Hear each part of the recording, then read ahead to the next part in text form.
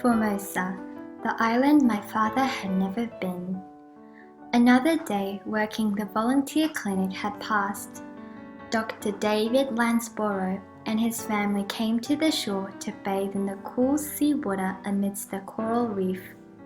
David, tell me about your childhood in Scotland. I like to stay in the room full of cacti and ferns and look at the specimens and fossils of animals. What room was that? Father's study. Where did the collection come from? Father never took a walk without a hammer and a magnifying glass in the pocket. He would observe the flora and fauna and gather what interested him along the way. Was he a biologist? He was a minister.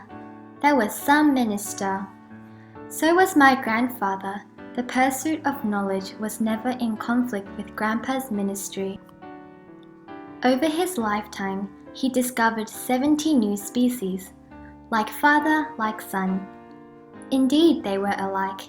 They both studied literature and theology in college, and were both called David Lan. That makes 3 David Lans, including you. There is a street named in honor of father back in my hometown. How did you cope being the son of a revered figure? It was hard. I had to be better behaved than the other children. When I made a mistake, the worst I would get was, David, you're a minister's son. Sunday, the Lord's Day, was particularly somber. The milkmen dared not come to our house, for father once quoted the scripture, "In the Sabbath thou shalt not do any work." They had to leave the milk on top of a neighbor's fence for us to sneak it in. On the Sabbath, I must be present at the morning worship, the afternoon worship, and the Bible study. In the evening, father would test me on that day's sermon. What if you didn't know the answer? Luckily for me, he often fell asleep in the middle of the test, and I would steal away. Like father, like son again. I heard that you also fell asleep in class while standing. I must teach those young men and women chemistry, anatomy, and physiology, so we may have some local talent working in healthcare. But during the day, I have to deal with a never-ending flow of patients. By the time the classes start in the evening, I'm already worn out. They say I'm paler than the patients. Knowing that I have to be creative to fight the sleepiness, I lecture while standing on one leg and hanging the other on a chair. Well, the Rev. David Lan Jr. has a thing or two to learn from you. When I was younger, I often thought to myself, when will all these long days of worship ever end? So how did that reluctant teenager become the missionary before me? Hugh Barbour was the reason. Dr. Hugh Barbour? Yes. We were talking one day, seated on a lawn, when he spoke of Jesus' instruction to the disciples, "Go forth and feed my sheep." His eyes were sparkling and brighter than the brightest star in the sky. At that moment, something in me was awakened. The Lord's words, "I'd like to know more. The great march, I'd gladly join." But you hadn't considered the life of a minister. In fact, I had.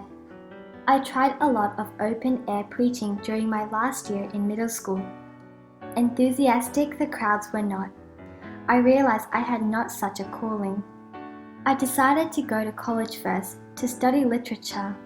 Father did not consent, at least not at first. Why?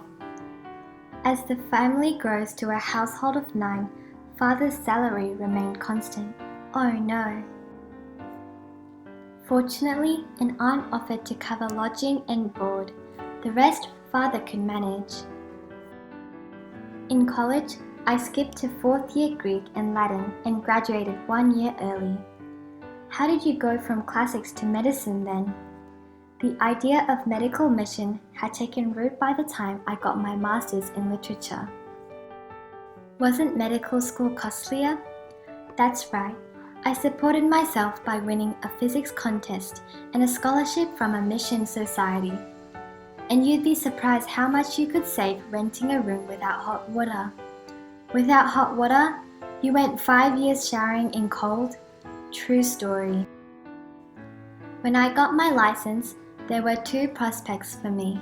Hugh Barbeau proposed that I come to Formosa, whereas the Royal Hospital offered the position of a surgeon. Both intrigued me. One would be a dream come true. The other was an opportunity to sharpen my skills. Why, in the end, did you choose Formosa? Again, it was due to Dr. Hugh Barbeau.